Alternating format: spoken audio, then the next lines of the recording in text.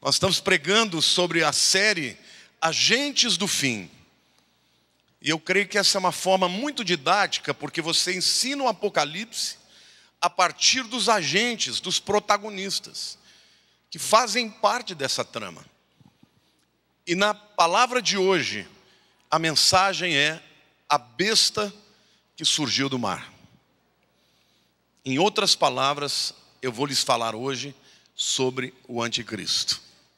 Por isso que eu disse que a mensagem não é daquelas que você dá glória a Deus, mas é uma mensagem altamente didática, explicativa, e você vai sair daqui sabendo muito mais sobre esta figura que vai surgir no cenário mundial, talvez nos próximos anos. Eu quero começar lendo o depoimento de um ex-primeiro-ministro da Bélgica, que foi primeiro-ministro entre os anos 30 e 40 do século passado, 1930 e 1940.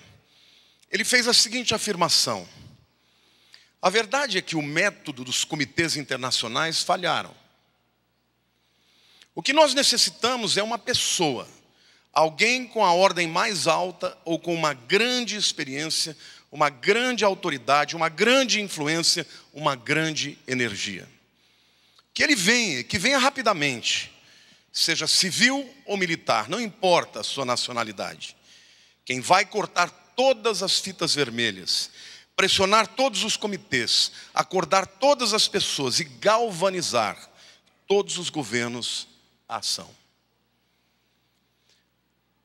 Antes de falar para você sobre o anticristo, eu preciso te explicar o que é a palavra, o que o nome significa. A palavra Christos é uma palavra grega, que significa ungido. É a mesma palavra para Messias, só que Messias é no hebraico. Agora, o prefixo anti, também grego, significa aquele que se opõe a, ou aquele que está no lugar de. As duas coisas. Portanto, o anticristo, ele é tanto alguém que se antagonizará, que se oporá a Cristo, mas também alguém que se coloca no lugar dele. Mas para nós esta palavra Cristo tem um significado religioso. Mas o significado Cristo e Messias não é religioso. É um significado de uma autoridade política, governamental. O ungido, na visão judaica do Velho Testamento, é literalmente aquele descendente de Davi que haverá de governar o mundo inteiro a partir de Jerusalém. Então o anticristo, ele será um líder político e não um líder religioso. Na palavra de hoje eu quero trazer para vocês, de maneira muito didática, detalhes sobre quem ele é, sobre a sua personalidade, sobre o seu plano, sobre seus objetivos, sobre tudo aquilo que a Bíblia fala sobre esse indivíduo que governará o mundo. Na minha opinião, será um secretário-geral da ONU, porque eu não sei se vocês já perceberam, mas hoje os problemas não são mais das nações separadamente. Os problemas são sistêmicos.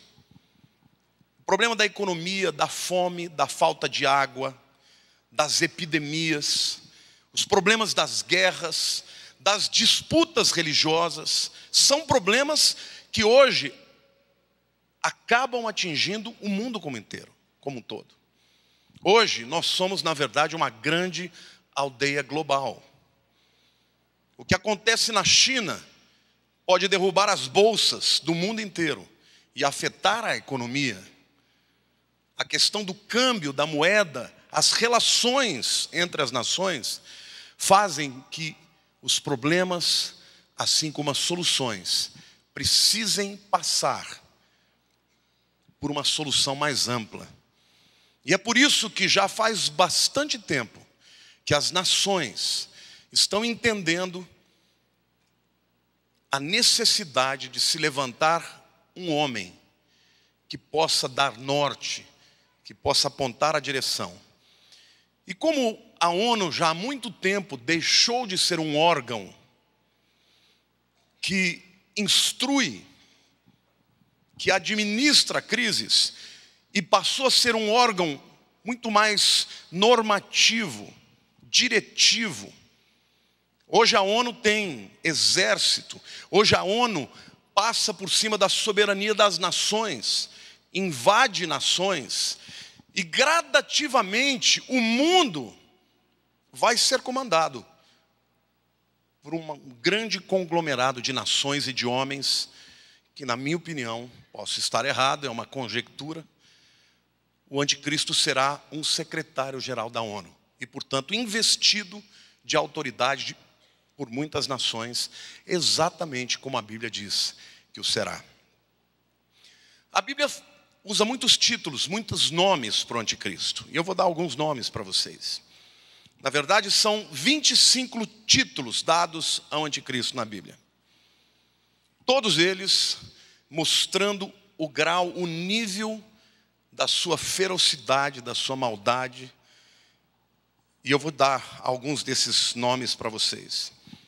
Em Apocalipse capítulo 6, versículo 2, ele é visto como o cavaleiro que cavalga o cavalo branco. Todos vocês já ouviram falar dos 4 cavaleiros do Apocalipse, sim ou não? Pois não, esse cavalo branco é o anticristo. Em Apocalipse capítulo 11, versículo 7, a Bíblia o chama de a besta. O texto diz assim: quando tiverem então concluído o testemunho que devem dar, a besta que surge do abismo pelejará contra elas e as vencerá e matará. Besta aqui não é usado da maneira como que a gente usa, não é o seu besta. O indivíduo obtuso, de difícil compreensão, ou que fala besteira, você chama de besta. Aliás, besteira é advindo de besta. Mas o sentido do livro de Apocalipse, a palavra besta significa um animal feroz, devorador, predatório. Isso fala deste temperamento que ele terá de destruir os seus oponentes. Apocalipse 13, 1 diz que ele é a besta que surge do mar. E mais para frente eu vou mostrar para vocês como nas escrituras, mar e águas dizem respeito às nações gentílicas. E portanto ele não será um judeu, ele será um gentio. E eu vou dar alguns outros nomes e títulos que a Bíblia diz. Daniel 7, o pequeno chifre. Daniel 8, o rei feroz. Daniel 8, ainda o especialista em intrigas. Daniel 9, o príncipe que há de vir. Daniel 11, aquele que faz segundo a sua própria vontade. 2 Tessalonicenses 2, o homem do pecado. Ainda 2 Tessalonicenses 2, o filho da perdição. E ainda no 2 Tessalonicenses 2, o iníquo. O que será de fato o seu ofício? Ele será um falso Messias. Como disse a vocês, ele não vai chegar para o mundo e dizer: olha gente, eu sou Cristo, eu voltei. Não, não será assim. Ele será alguém que vai dizer ao mundo: o mundo está um caos, nós precisamos nos unir. Nós estamos aqui unidos, as nações, a ONU, e a solução para o mundo é essa. Ele vai apresentar diretrizes que serão uma solução de paz. Mas no bojo, na concepção, no pano de fundo do seu plano, ele será um anticristão, porque ele abolirá tudo aquilo que a Bíblia ensina, seja princípios morais, éticos, filosóficos, espirituais.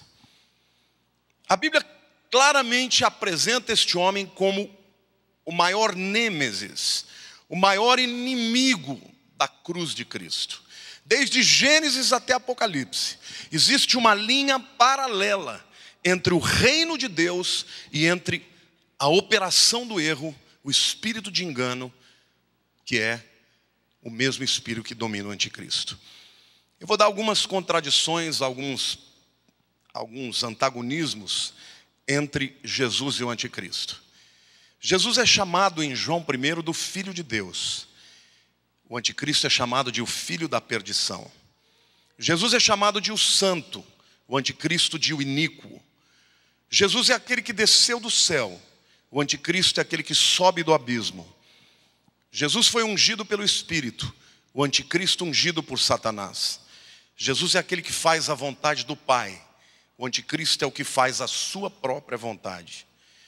Jesus purificou o templo, vocês se lembram, quando ele entra e chicoteia todo mundo que está fazendo aquela vendilhança. O anticristo profanará o templo, entrando nos santos dos santos e dizendo que é o próprio Deus. Jesus é chamado de homem de dores em Isaías 53. Ele é chamado de homem do pecado. Filipenses 2 diz que Jesus se humilhou. A Bíblia diz que ele exalta a si mesmo. Jesus é chamado do cordeiro. Ele é chamado da besta. Jesus foi recebido no céu. Ele será lançado no lago de fogo. Origem e destinos antagônicos. E a grande verdade é que se a Bíblia diz que Jesus é o caminho, a verdade e a vida, o anticristo é aquele que age na operação do erro, no espírito de engano. E o mundo terá que fazer uma escolha: a quem servir. Aliás, o espírito do anticristo já opera hoje. E gradativamente você percebe que o mundo está se tornando um mundo pós-cristão. A sociedade de hoje, no Brasil nem tanto, mas na Europa, já é considerada uma sociedade pós-cristã, onde o cristianismo nada mais é do que uma lembrança histórica, mas já não é base para a formação do caráter, das famílias, das ideologias.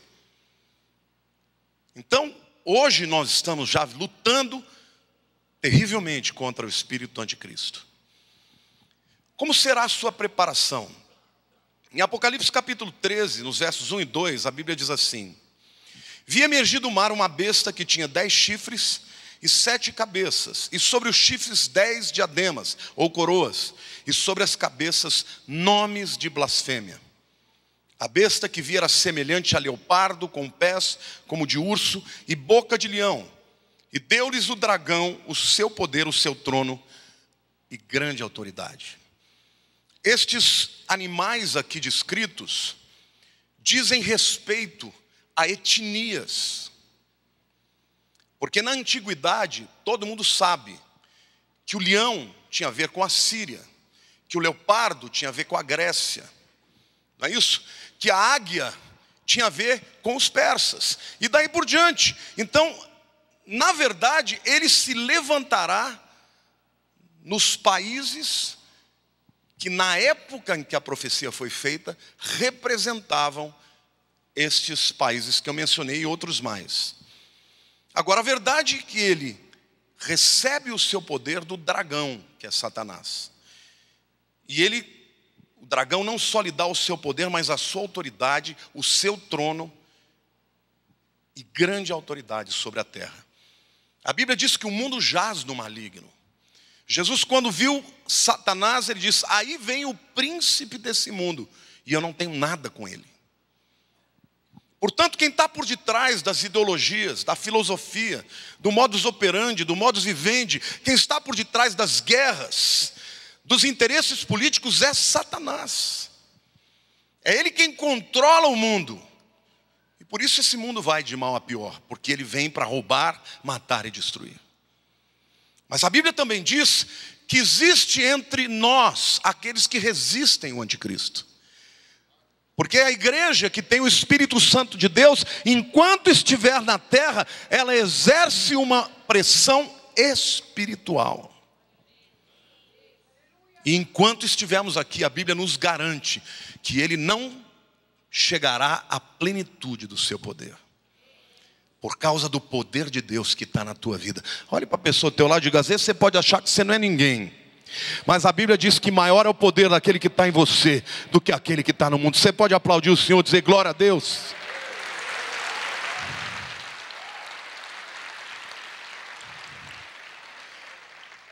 O fato dele ser uma besta que surge do mar A própria Bíblia é autoexplicativa e nos explica. Lá em Apocalipse 17:15 diz assim: falou-me ainda, as águas que viste, onde a meretriz está sentada, são povos, multidões, nações e línguas. Portanto, a besta que surgiu do mar significa que este líder será um líder que virá das nações gentílicas. E a sua agenda, no centro do seu propósito, é invadir Israel, tomar Jerusalém e ferir o povo de Deus. Muitos teólogos diziam que para ele ser aceito pelo povo judeu, ele tinha que ser um judeu. Mas essa é uma afirmação que não tem como ser mais errada do que o que a Bíblia diz. Lá em Daniel, capítulo 9, 26, a gente sabe qual é a etnia desse camarada. Daniel 9, 26 diz assim: entendam que essa palavra foi proferida por Daniel por volta do 6º século antes de Cristo. Daniel foi levado cativo para a Babilônia. Na Babilônia ele faz essa profecia. Então isso aqui nós estamos falando de quase 6 séculos antes de Cristo. E portanto, 2.600 anos atrás. E essa profecia, portanto, ela tem diversas etapas a serem cumpridas. Na minha opinião, é a profecia mais extraordinária da Bíblia inteira. Porque essa profecia diz até a data que Cristo morreria. O texto diz assim: depois de 62 semanas, que são semanas de anos, será morto um ungido. Quem que é ungido, irmãos? Jesus. Ou seja, Daniel está falando 5 séculos e meio antes.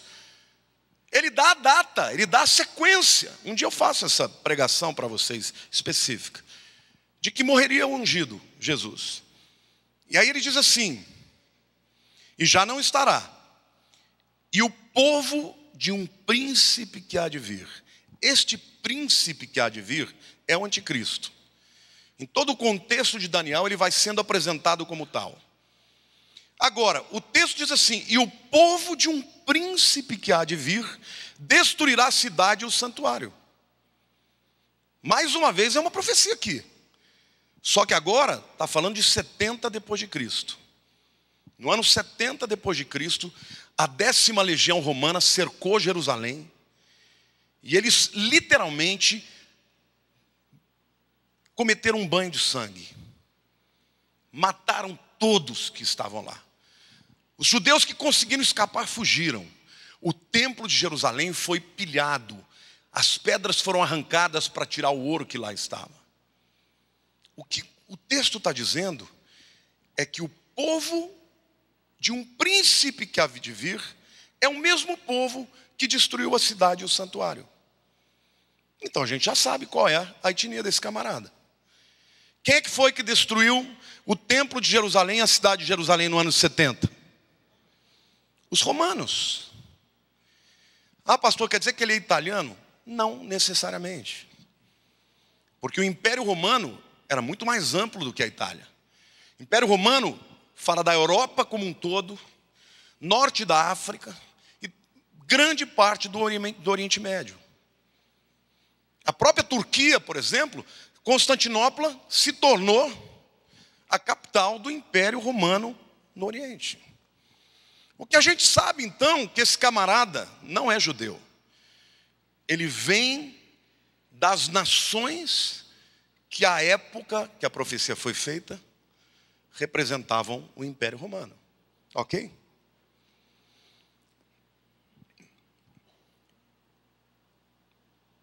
Como é que ele vai se apresentar ao mundo? Isso é algo que eu já refleti muito. Ele não vai se apresentar como eu sou Deus, eu sou isso. Não. No primeiro momento ele será um promotor de paz. Seu discurso será de paz. Por isso o cavalo branco. Agora, o livro de Tessalonicenses, a 2ª carta, Paulo descreve exatamente como é que vai acontecer a apresentação dele. 2 Tessalonicenses 2, de 1 a 4 e de 7 a 8. Irmãos, no que diz respeito à vinda do nosso Senhor Jesus Cristo e a nossa reunião com ele, nós vos exortamos a que não vos demovais da vossa mente com facilidade, nem vos perturbeis, quer por espírito, por palavra, por epístola, como se procedesse de nós, supondo que tenha chegado o dia do Senhor. O que Paulo está dizendo? Olha, na época de Paulo, as pessoas achavam que Jesus ia voltar naquela geração. Alguns diziam que ele já tinha até voltado.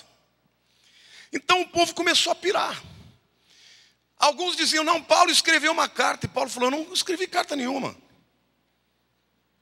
Ninguém vos perturbe nessa questão. E até na carta, se você ler 2 Tessalonicenses, você sabe que ele diz assim, se você não trabalhar, você não come. Por quê? Porque o povo parou de trabalhar, começou a largar os seus empregos, subiu um monte e dizia, eu vou esperar Jesus voltar. Quem não trabalha, não ganha. Quem não ganha, não tem dinheiro para comprar comida. Aí o que eles faziam? Ir na casa dos irmãos. Então quero dizer uma coisa para você.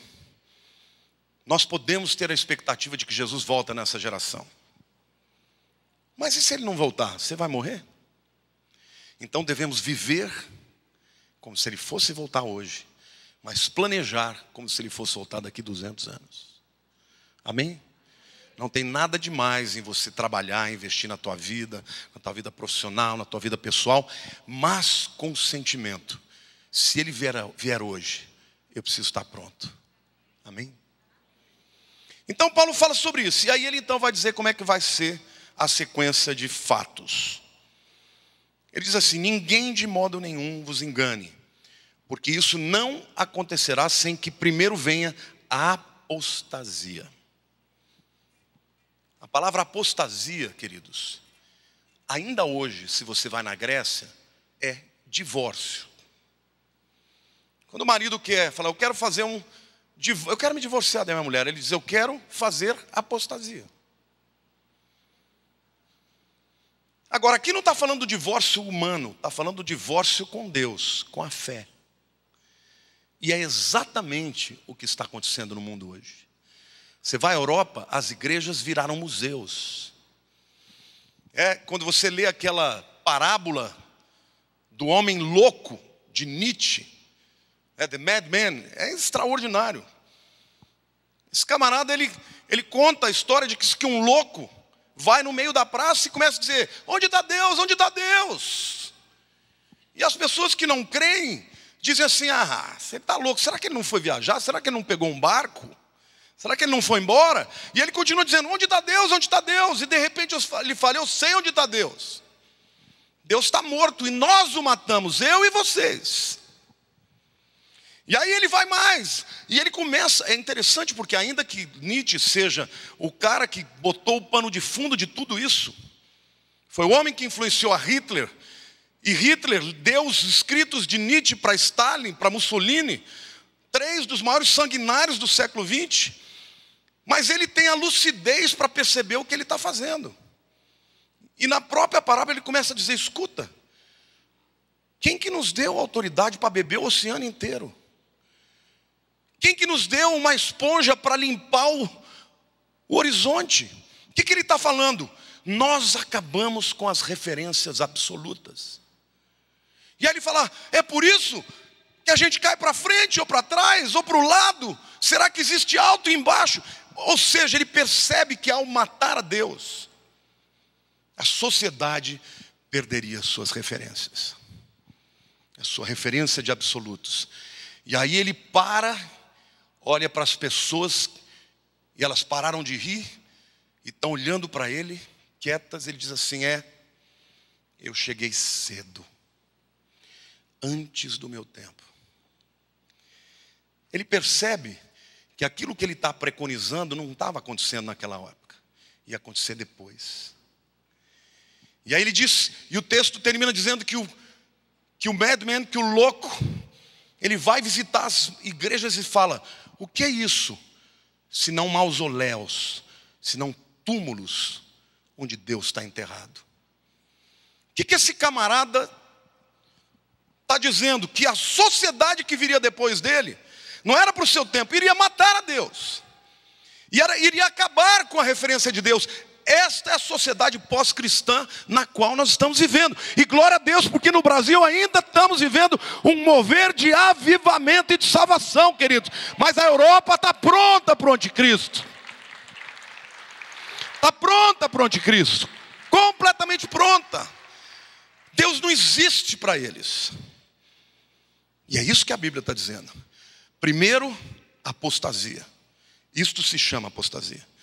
Depois, será revelado o homem da iniquidade. Nós vamos, antes do arrebatamento, saber que é ele.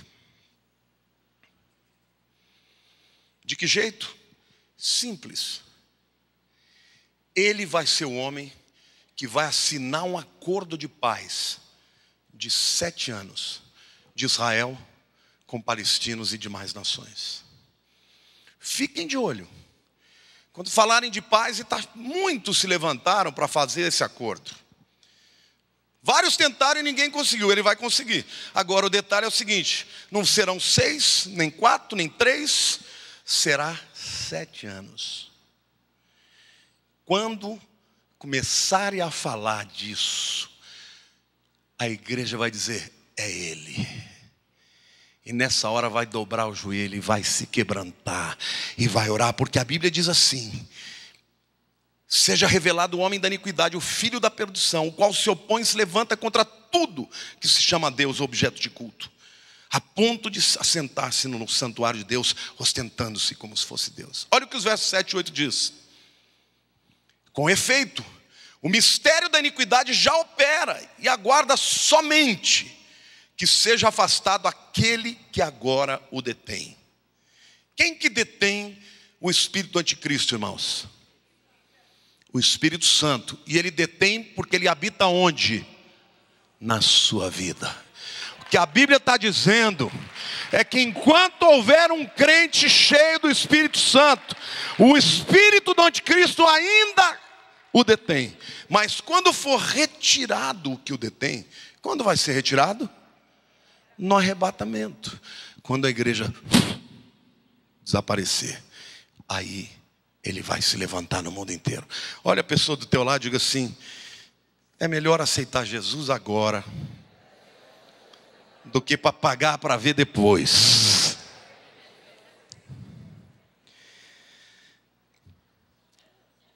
Pode ser que ele não volte na nossa geração? Pode. Coisa que as pessoas mais querem, a pergunta que eu mais respondo na internet é: escuta, quando o anticristo vem? Eu falo, querido, se eu soubesse, eu contava para todo mundo. Agora, a gente pode analisar e perceber a movimentação no mundo, o ódio a tudo que é cristão. Você percebe isso? Hoje, o que a Bíblia diz que é verdade, o mundo diz que é mentira. E as pessoas odeiam que você creia assim. Essa palavra tolerância que mais se usa hoje, só vale tolerância se for para você aceitar o que eles pensam. Agora, se for para você ficar firme nas suas convicções e ele te respeitar na tua fé, não é tolerância. É isso que está acontecendo no Brasil e no mundo. Não é o Brasil não, é o mundo. Porque é o espírito de apostasia que está operando.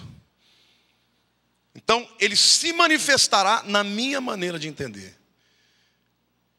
revelando-se através desse acordo de paz. Esse homem, queridos, ele terá uma personalidade sui generis.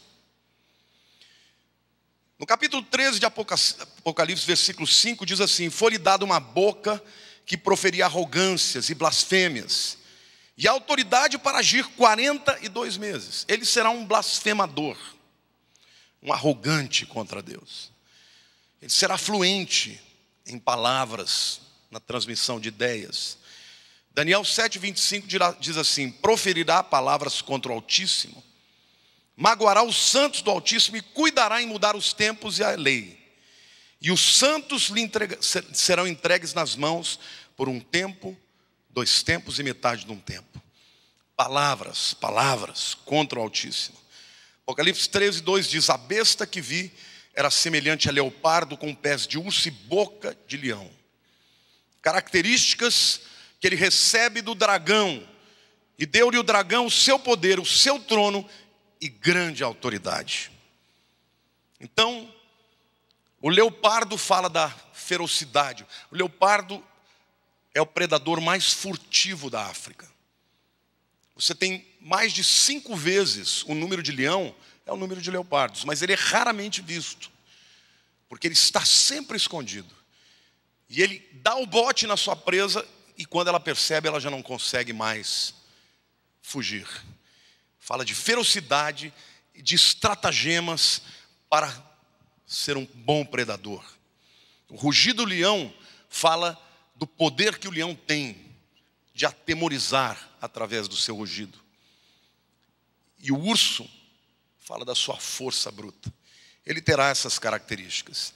Terá um grande intelecto também. O capítulo 8 de Daniel, 23 a 25, diz assim: mas no fim do seu reinado, quando os prevaricadores acabarem, levantar-se-á um rei de feroz catadura e especialista em intrigas. Especialista em intrigas, ele tem que ser um político. Com certeza.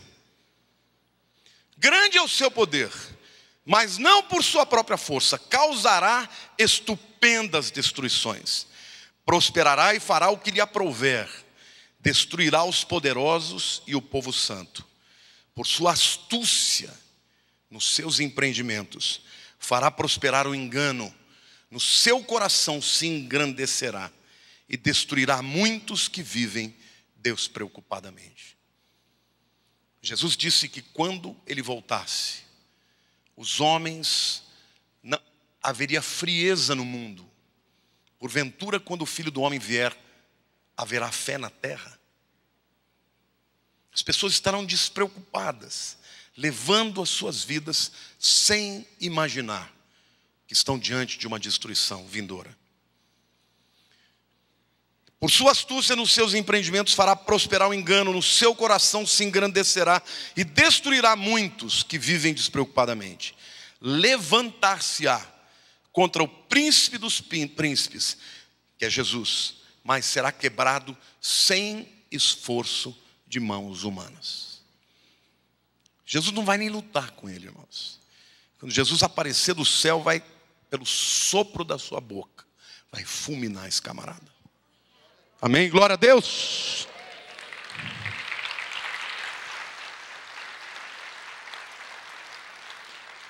Portanto, o seu plano é um plano astucioso, cheio de empreendimentos, será próspero no engano, seu coração se engrandecerá, é soberbo, destruirá muitos que vivem despreocupadamente e se levantará contra o príncipe dos príncipes. De que maneira? Jesus não está na terra. Se levantará contra o seu povo e aqueles que nele creem. No período da grande tribulação, quando a igreja não mais estiver, haverá um grande avivamento de conversões de judeus e gentios. E serão estes que serão perseguidos por ele. Agora, no capítulo 7 de Daniel, verso 25, o texto diz assim: proferirá palavras contra o Altíssimo, magoará os santos do Altíssimo e cuidará em mudar os tempos e a lei. E os santos lhe serão entregues nas mãos por um tempo, 2 tempos e metade de um tempo. Alguns afirmam que essa mudança de lei e de tempos diz respeito ao povo, ao anticristo será um líder muçulmano. Porque na visão do Corão, quando vier o seu último imã, o Mahdi, ele estabelecerá a chamada Sharia. O que é a Sharia? É a lei muçulmana, que se sobrepõe às leis do país. Numa nação democrática, as leis são votadas pelo parlamento, ou pelo Congresso Nacional nos países presidencialistas. Sim ou não? Quem faz as leis no Brasil são os deputados e os senadores. Nos países muçulmanos não tem essa. Quem faz a lei é o Alcorão. E a lei do Alcorão é chamada Sharia. Em todas as nações de maioria muçulmana não existe democracia. A lei e o estilo de governo é teocrático. Ou seja, o que está escrito no Corão tem que ser. Por isso que nações assim, mulheres até hoje, não podem estudar em muitas nações, tem que vestir burca, não podem se mostrar, e daí por diante, uma série de outras coisas. A Bíblia diz também que ele será soberbo, se levantará contra Deus. E Daniel capítulo 11, versos 36 a 38, diz coisas ainda interessantes, que podem sugerir que de fato ele vem da religião muçulmana. Este rei fará segundo a sua vontade, e se levantará, e se engrandecerá sobre todo Deus. Você sabe aquela frase, Allahu Akbar, que significa? Alá é o Deus Supremo. Se engrandecerá sobre todos os deuses. Contra o Deus dos deuses falará coisas incríveis e será próspero, até que se cumpra a indignação, porque aquilo que está determinado será feito. E aí diz assim: não terá respeito aos deuses de seus pais. Isto aqui pode sugerir que ele vem de uma etnia que tinha uma adoração com a qual ele rompeu. Mais uma vez, pode sugerir isso. Por quê? Nós sabemos que todas as nações árabes, que na sua maioria são nações muçulmanas, eles descendem de quem? De Abraão. E Abraão tinha uma fé no Deus Javé, a quem ele não respeita mais e com o qual ele rompeu. Mas o texto vai além, diz assim: não terá respeito aos deuses de seus pais, nem ao desejo das mulheres. Alguns teólogos leem isso aqui e dizem assim: o anticristo vai ser gay. Não é isso que o texto está dizendo. Ele não vai ser gay. O texto está dizendo que ele não terá respeito pelo desejo das mulheres. Você sabia que, segundo a lei muçulmana, o testemunho de uma mulher vale metade do homem?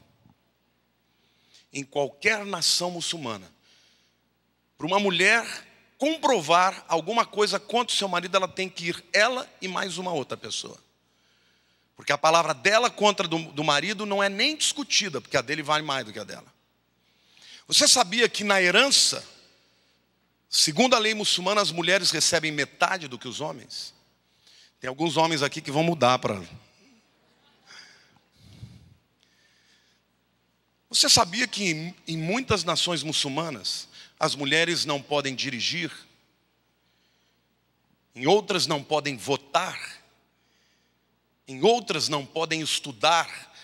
A Malala, adolescente que ganhou o Prêmio Nobel da Paz, ousou sublevar, dizer: eu vou estudar e ponto. Foi atacada e quase morreu.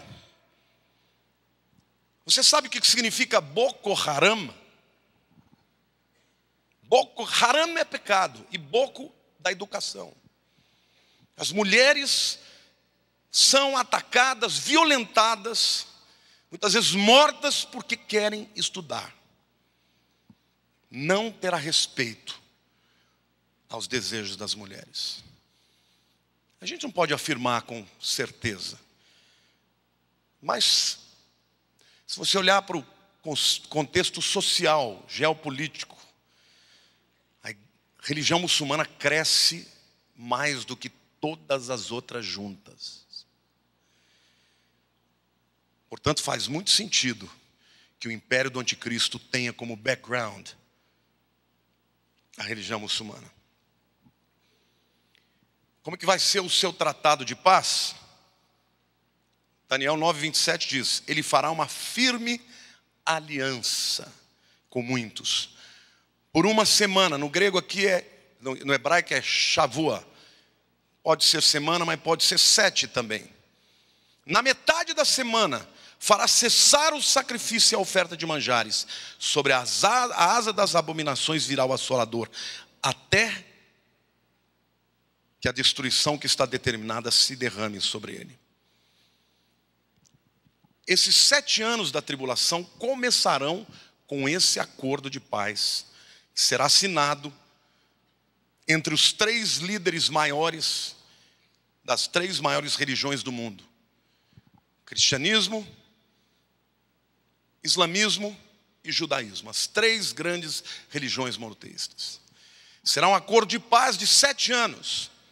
E quando você lê o contexto, você percebe que o templo em Jerusalém vai ser reconstruído, porque vai voltar a fazer sacrifícios lá. A gente sabe que tudo já está preparado. Todos os utensílios já estão prontos. Você vai a Jerusalém, no Instituto do Templo, você pode visitar esse lugar onde estão todos os utensílios. A menorá, a mesa dos pães da proposição, a roupa do sacerdote, está tudo pronto.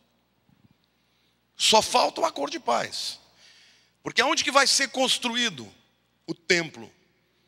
Lá na esplanada, chamado Monte Moriá. Mas como é que os muçulmanos vão permitir? Claro, querido, o que eles estão pedindo para fazer o acordo? Eu quero metade de Jerusalém. Jerusalém Oriental vai ser a capital da Palestina. Israel vai ceder.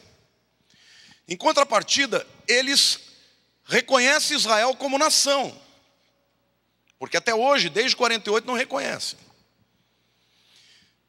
Israel entrou nos territórios ocupados, vai ter que ceder outras terras. Vai ser um acordo para que eles parem de lutar entre si. Quem que vai promover isso? A ONU, não tenho dúvidas. Então o camarada que tiver na cabeça da ONU e assinar esse acordo é o cara. Não pode ser 4 anos, porque a Bíblia não erra. Não pode ser 5, nem 6, nem 8. São 7 anos. E esse acordo de paz, segundo a Bíblia, vai valer por metade do tempo que ele foi acordado. Na metade dos 3 anos e meio, a Bíblia diz que ele vai entrar no lugar santíssimo, que para o povo judeu só pode entrar um sumo sacerdote uma vez por ano, e ele vai dizer: estão dizendo aí que eu sou Deus? Eu não queria dizer isso não, mas agora já que falaram, é verdade, eu sou. Isso que Paulo diz. Ele vai dizer que ele vai se ostentar como Deus dentro do santuário. E nessa hora o acordo rompe. E aí ele se volta contra todos os judeus e os que se converteram. Nessa hora, meu camarada, a Bíblia diz que haverá uma tribulação como nunca houve em toda a terra. Ele será pior que Hitler, do que Napoleão, do que Gengis Khan, do que Mussolini, do que Stalin. Ele será pior do que todos eles juntos. Porque a Bíblia diz que só tem 2 pessoas que são incorporadas pelo próprio Satanás. Primeira, Judas, quando traiu a Cristo. A segunda será o anticristo. Então todo o ódio visceral de Satanás será incorporado por esse homem. Mas só que tem uma boa notícia para você, querido. Só durante 3 anos e meio ele vai conseguir o que ele quer. Porque no final dos 3 anos e meio, quando a Bíblia diz que todas as nações estarão ao redor de Jerusalém, desde o vale chamado de Armagedon, que é um vale extraordinariamente grande em Israel, chamado Vale de Jezreel. Todas as nações estarão lá. E hoje você fala, mas por que eles vão querer Israel? A gente sabe que é espiritual. Mas hoje a gente sabe que tem petróleo lá. Então, na verdade, quando você vê as nações que hoje se opõem a Israel, são todas as mencionadas pela Bíblia. Rússia, Irã, Turquia, Egito, Arábia Saudita, Iraque, Síria, todos esses inimigos estarão contra Israel. E a Bíblia diz que quando o povo de Israel estiver sem nenhuma escapatória, eles vão olhar para os céus e vão ver o sinal do Filho do Homem. E Zacarias diz que eles verão as mãos traspassadas do Messias. Eles vão dizer, quem é esse que que tem as mãos traspassadas. E Zacarias diz assim, que ele responderá: essas são as mãos com que eu fui ferido na casa dos meus amigos. E a Bíblia diz que haverá um grande quebrantamento de choro em toda a nação de Israel. E todo Israel invocará: então era você, era Jesus, e nós não enxergamos.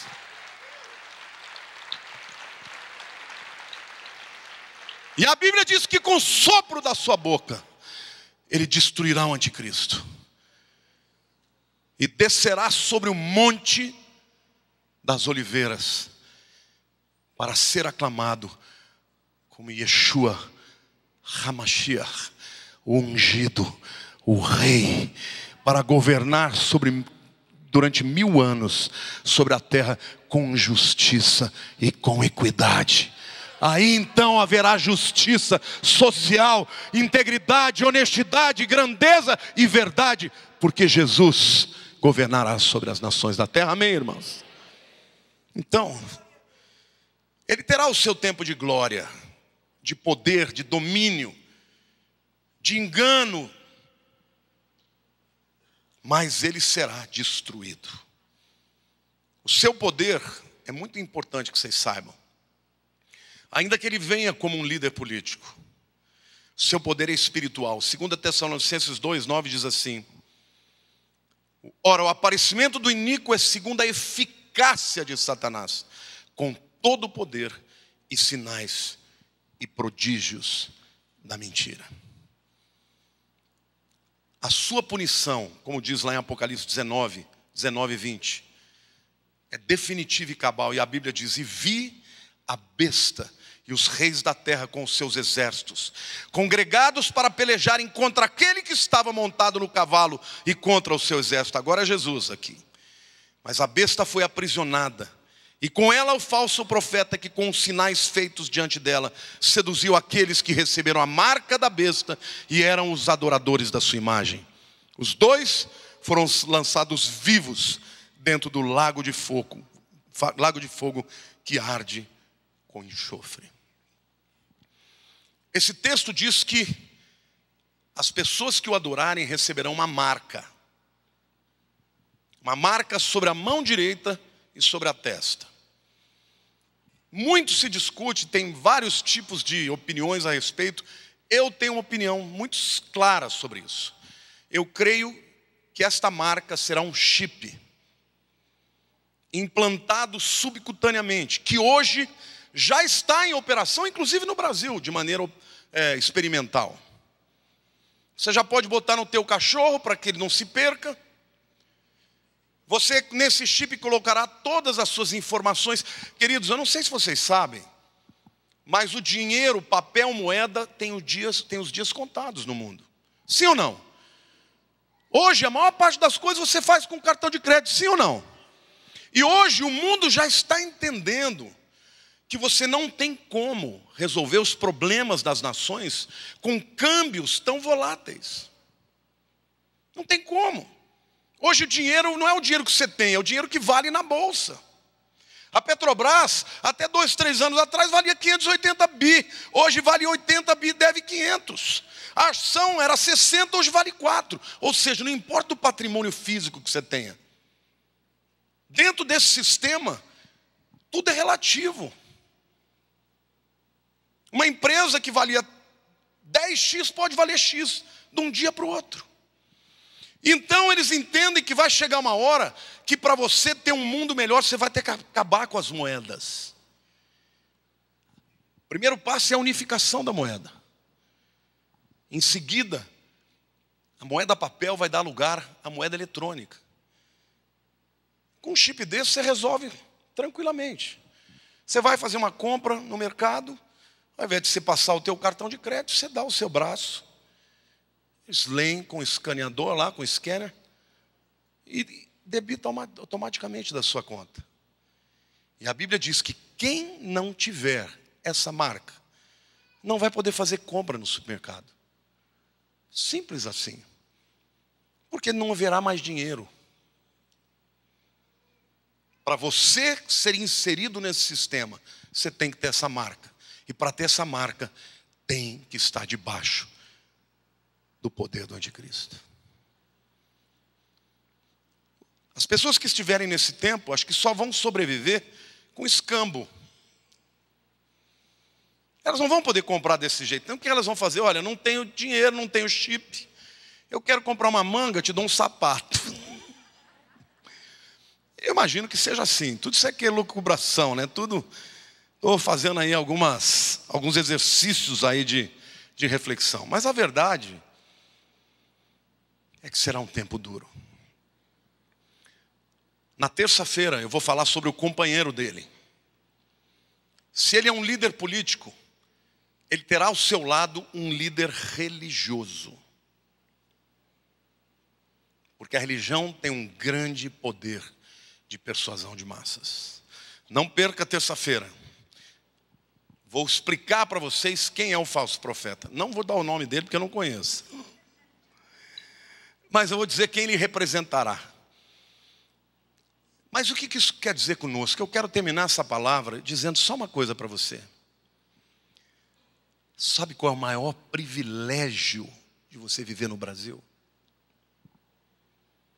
Você não tem ideia do que significa isso. Viver na nação livre, onde você pode se expressar do jeito que você quer. Nunca imagine que voltar para os tempos de repressão é melhor para o Brasil. Não existe melhor do que a liberdade. E porque vivemos numa nação livre, você pode pregar o evangelho abertamente. Deus está nos permitindo e nos concedendo isso. Então, querido, não importa onde você estiver, fale de Cristo. Nós estamos aqui para isso ainda. Porque quando a agenda de Deus para a igreja acabar, nós seremos levados. E aí não terá choro nem vela. Porque aí não será uma nação A ou B. Todas elas estarão na direção do anticristo. Amém? Quantos aqui querem falar de Jesus nesse tempo agora? Fale dele, fale a tempo e fora de tempo. O maior patrimônio que uma nação pode ter é a liberdade. E graças a Deus, porque Deus tem permitido que nós tenhamos liberdade para falar do amor de Cristo. Feche seus olhos.